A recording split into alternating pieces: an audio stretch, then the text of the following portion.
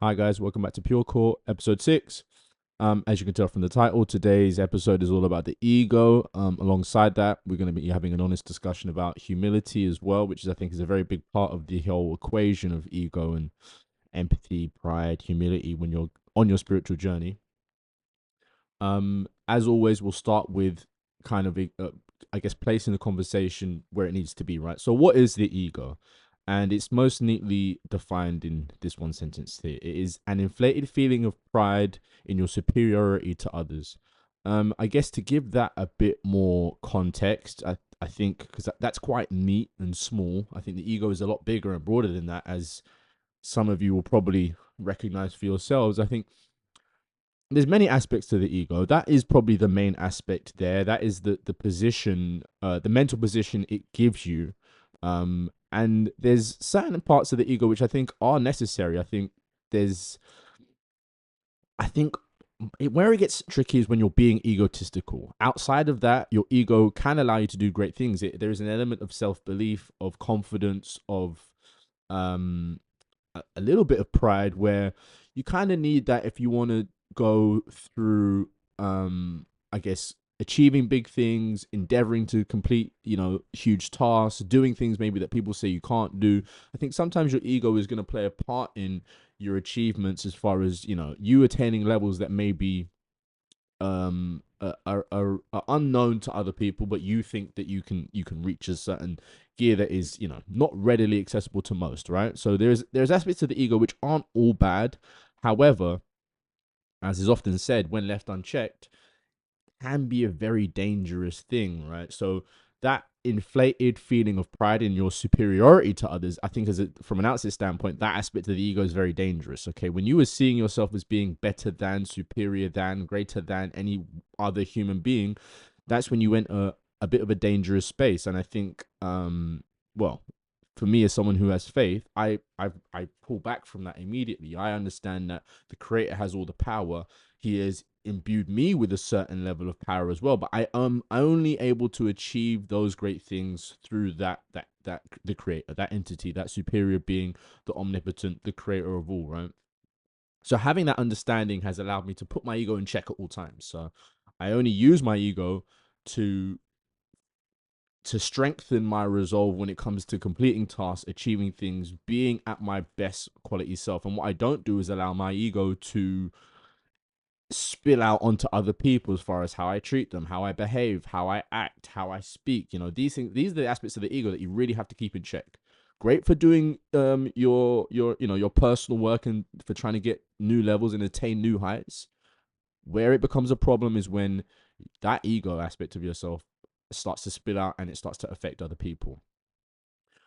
So again, to go into that point there, I've got all these things kind of broken down, and I will speak to them through the sentences, and then we'll, as I always do, kind of expand on them so that we can add more context, right? So, how does this manifest? Again, the ego manifests most neatly in a negative sense in our actions, how we treat people, how we treat ourselves in relation to others, right?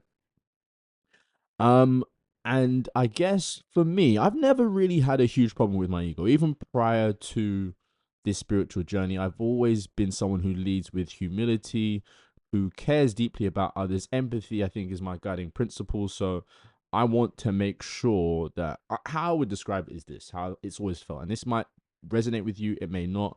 I think a lot of people who are empathetic will understand this quite neatly. When I share a space with someone, whether that be a living space, a workspace, it previously a classroom, there was always this part of me which felt like I was living in their body almost. So let's say, let's take it back to school. I'll use each of those examples: work, home, school. In the classroom, let's say there's a student who isn't popular and they're not really favorable, and I guess for that reason maybe there's an aspect of them that people don't like or want to take the mick out of them for. I always felt really bad for that student, and I would never want to pile on. And it's not to say that I'm not perfect. It's not to say that sometimes I wouldn't be joining in with the fun, because you often get swept up in these things, especially when you're young. It takes you a while to grow and to learn and to understand how you can do better, right? But even still, I would have that feeling of, "Oh, I don't like this. I know exactly how that person's feeling.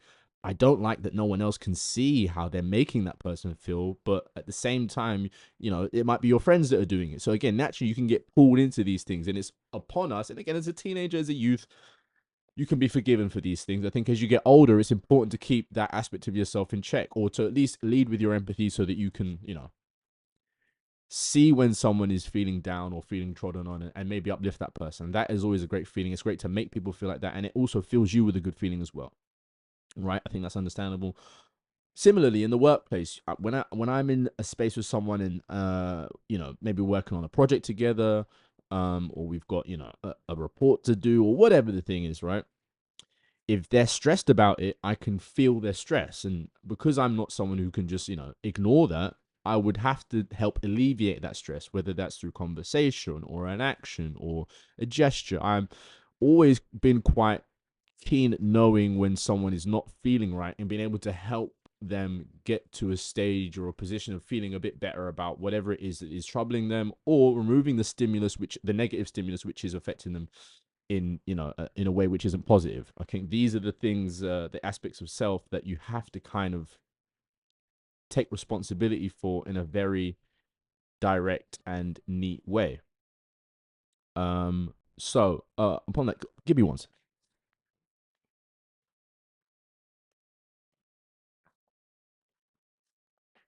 So once you have those things in check, um, you have to be able to, I guess, understand those aspects of yourself, and lead with the right part of you, which is going to help people, deal with their own situation. So, again, signs of an inflated ego: a lack of respect for others' belongings, time, personal space, and entitlement to possessions and people. So, these are some of the worst aspects of ego. And if you've ever spent time with someone who maybe is a bit narcissistic, a bit self-centered, and these again, I think, are all traits that stem from your ego. If you've ever spent time with someone like that, you'll recognize that. You'll recognize that they probably see your possessions as theirs, and they see your time as theirs to use, and they see sometimes in some instances, and maybe more neatly when you're talking about relationships, romantic relationships, they see your body as theirs to possess as well. I think that when you don't have your ego in check, these are the highest levels of not having your ego in check. Being someone who essentially just thinks that everything and everyone is there to be used for them at their disposal, which again is not a very neat, smart, or kind way to go about your existence. Again, you will be best served serving others, for one. If you can enter life from a position of service first, you're always going to fare better. I think you're going to be you're going to be on a righteous path, which is a great place to be. Um, and the funny thing about it is there is no abject reward for being, or no obvious reward for being good, right? From, a traditional standpoint, we're not, what are those rewards? I think those rewards are unseen, but when you're on a spiritual path, you know exactly what those rewards are. They are bountiful, they are uh immense, and the grace that you can receive is something that is hard to quantify. It's almost unimaginable situations you can be saved from, because you have been someone who's led with grace and with your best self as often as you can. I think that's what we're talking about here, really. So again, your your ego will manifest in certain other ways. So, for instance, I think one of the key ways that you show your ego and it's quite subtle as well, is the way that we will call people out of their names. So, if you call someone stupid or ugly or this or that, you're immediately positioning yourself as a superior person to them. The very fact that you can even say those things about someone else. Sometimes it's done in jest, for humor and comical effect, and that's cool. But at the same time, when you say things like that, when you make inferences like that about other people, you're immediately saying, they're there, I'm there, I'm superior, I'm better. I can make an assessment or a judgment of them because I'm better. I'm better than them. And that is just your ego. Your ego is speaking there. We should always have the bottom line understanding that we're equal. We're all equal, and we're all under God, the Creator. So again, feeling like you can call someone out their name and make and pass judgment on them is again a number one sign of you not having your ego in check. And it's quite subtle because we all do that. I've definitely been guilty of that. And even like I said, in a very subtle way, you just kind of you'll see someone do something and then you say, well, I think that action is X, or I don't want to use words that are of a derogatory nature to speak about even in a hypothetical sense, but I think you know what I'm getting at here. We'll immediately look at what someone's doing, wearing, saying, and just remark it. And we'll call them out of their name. We'll call them a word which is generally not positive, right? And that again shows your ego. That shows your feeling of superiority over this person. You feel like you are better than them, so you can kind of judge what they're doing. Again, not the best way to go about life, I would say. And it's like we do it so freely that we probably don't think too much about it. But to have your ego in check and to remain humble, that's one of the main things that you have to kind of remove from your state of action. You stop allowing what other people do to even have the effect on you to the point where you even need to comment on it. Okay, I mean, we're going to get into that a little bit more down the line. But that passing of judgment on people is one of the main ways that you show your ego has a bit of or a heightened level of control over you compared to other people. And again, that's quite common, right? A lot of people do that. It's not something which is super abstract. We all kind of go through life with our own positions of judgment and superiority, and a lot of times it's just not right. I think one of the good examples of this is Twitter. Twitter obviously is a space where everyone shares their opinions, everyone shares their thoughts, their feelings about whatever it is the subject matter of the day. But it's filled with people commenting on the behaviors of others. And again, I did the episode earlier this week about race and culture. I think we've seen with Twitter over the last, I don't know, it's been a decade and a half since it's been around. It's really just a bit of a cesspool. It's not to say that there aren't good aspects to it, very important aspects to it as far as free speech goes and the ability to communicate. But at the same time, a lot of it is just people commenting on what other people are doing, wearing, saying, looking like this. And it's like, well, what's the benefit of that really? All you're doing is saying that you think you're better than this person. And again, that's the complete opposite of humility, and it shows very little empathy as well towards that person and their situation and everything else they might have going on. So we've outlined what ego is, we've outlined how it manifests, we've outlined some of the negative ways that it can affect you in your everyday life without you kind of even knowing about it, right? So what then should we do? Okay, so how I would describe this part of the journey for me is I had to kill my ego. There are some baseline things that we all know about ourselves as far as, who we are, what we do, what we stand for, and you are allowed to have those truths. That's perfectly fine. Where it becomes a problem is when you get caught up on expressing them outwardly, and also how you think those things put you in standing in relation to other people. That is the aspect of the ego which I think needs to be removed, and that is how you get to maybe a slightly heightened level of spiritual enlightenment. So killing your ego is very important. If you can kill that aspect of your ego, you are going to be able to flourish in ways that you never thought were imaginable. It helps us enter our highest state, essentially, is what we're getting at here. You gain greater connection with the creator and a significantly improved ability to communicate. So I think one of the problems with the ego is, especially in conversation, sometimes you're of a position or thought or feeling that you have more or better to say than the person you're speaking to, or you feel like they just don't have anything to offer you. But the reality is every conversation with every human being has a certain value to it because their perspective is different to yours. They're in a different shell, different skin, different body, and they can offer you something verbally which maybe you'd never thought of. And I experience this a lot now, where I might end up in a conversation with someone who I genuinely maybe wouldn't have spoken to previously, but because now I don't have the ego aspect which tells me to remove myself from the conversation or to talk over them or to listen or to hear but not really listen to what they're saying, I now take in everything everyone says deeply, and the amount of information and knowledge you gain just by changing that one thing again, has a massive impact on your trajectory and your journey. And I think it's a key thing when it comes to spiritual enlightenment is understanding the differences in perspective, and that you need to kind of suppress your ego, do more listening in order to learn, and it puts you in better stead. And then again, it makes you a better communicator because you're understanding that person better now. You're actually taking in what they're saying, you're feeling what they're saying, and you're formulating a response which is more intricately put together, because you're not just firing back, you're not just listening to speak, you're listening to understand, which again is a completely different thing to, I think, what we tend to do when our ego is in charge.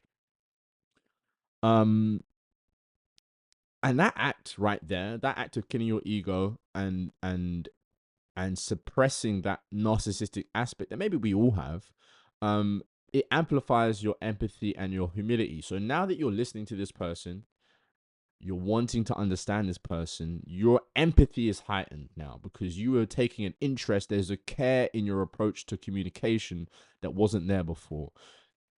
That, again, reduces your ego, heightens your humility, increases your empathy. And again, uh, sue me if I'm wrong, but I think it's quite obvious that that is going to have a positive effect on your well-being, your outlook, your perspective. These things are going to change dramatically, and they're going to change for the better if you're able to kind of put these understandings into practice in a very real way. If you can action these things in real life, because they're hard to do. I had to, I was fortunate actually, because I've, like I said at the top of this conversation, I've always been in a position where that was more my natural state.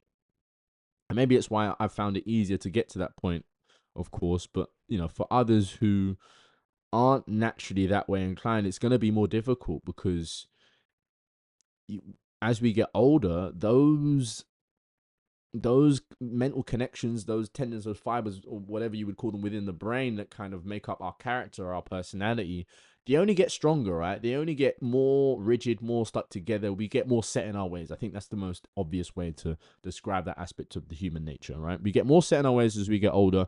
So when it comes to changing our behaviors in order to progress, especially in ways which are kind of difficult, like killing your ego, it's quite hard to do. But again, there is great benefit in amplifying your empathy, amplifying your humility, and connecting better with other people on a fundamental human level. That is going to increase. That is going to uh that is going to improve your human experience massively. Okay, so again, to that point, I think I would sum that kind of part of this conversation up most neatly with this sentence: any action that helps shed our facade without diminishing our light is a step towards purity. So again, when you start to endeavor to kind of move in this way in a very, with purpose, your light becomes greater. People start to look at you in a different way. You become a beacon almost.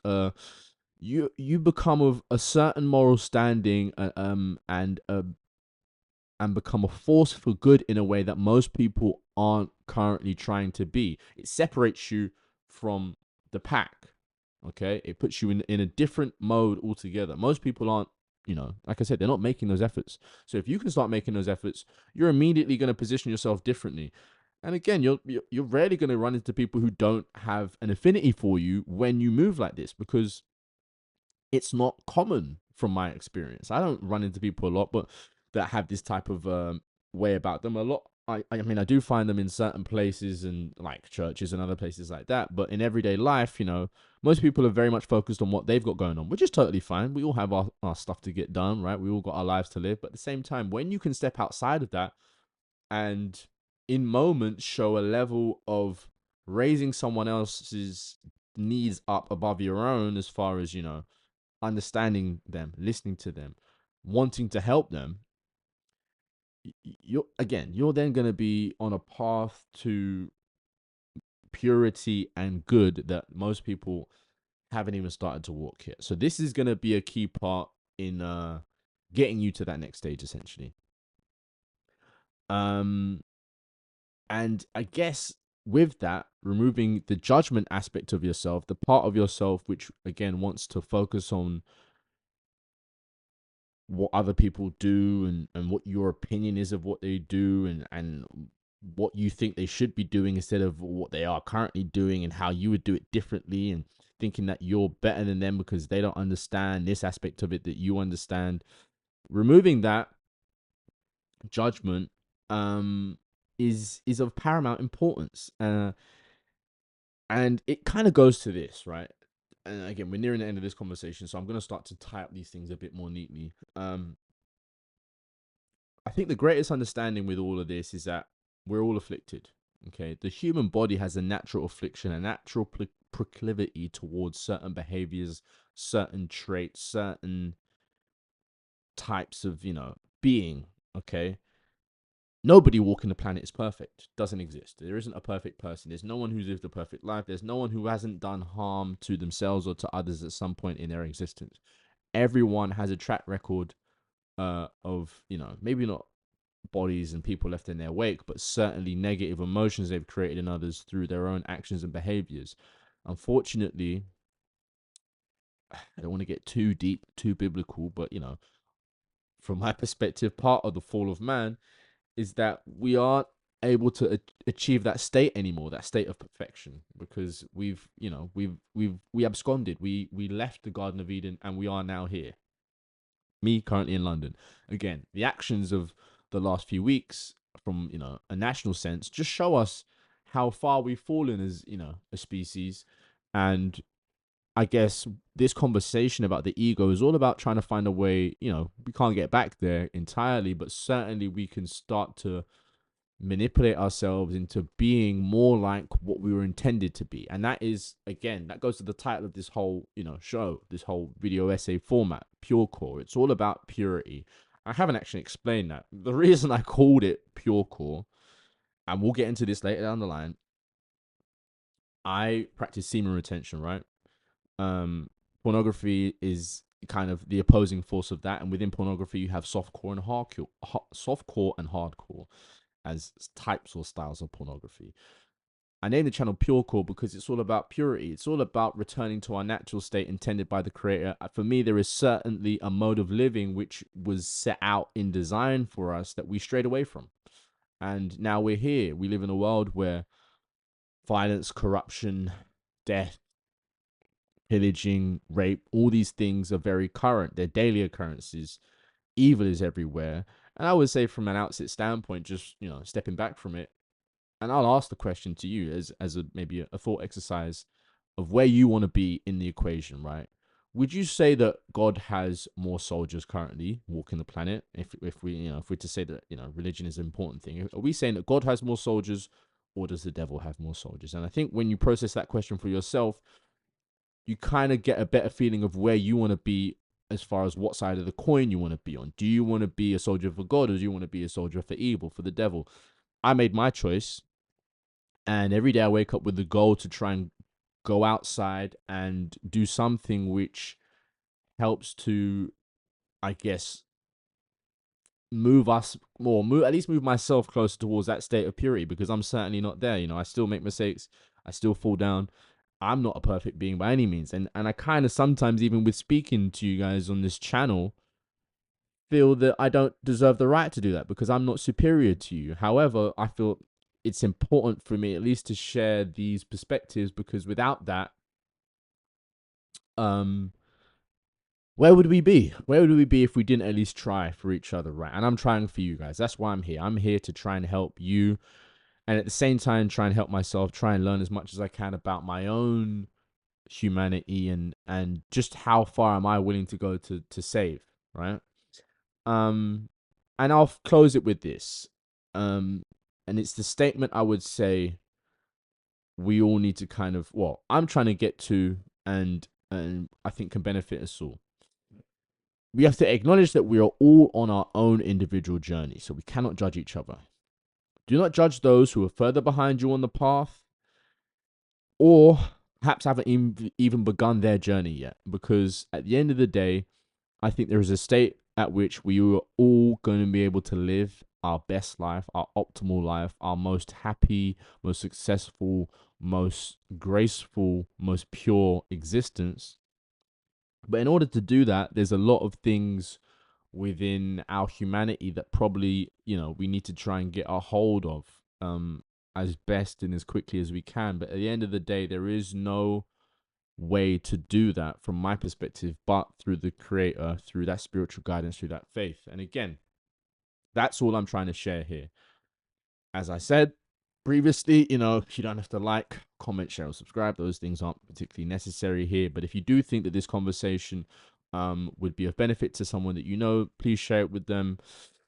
That's all from me today. It's Saturday. I'm gonna head outside, maybe go for a walk, eat some good food, try and enjoy the weekend while I can.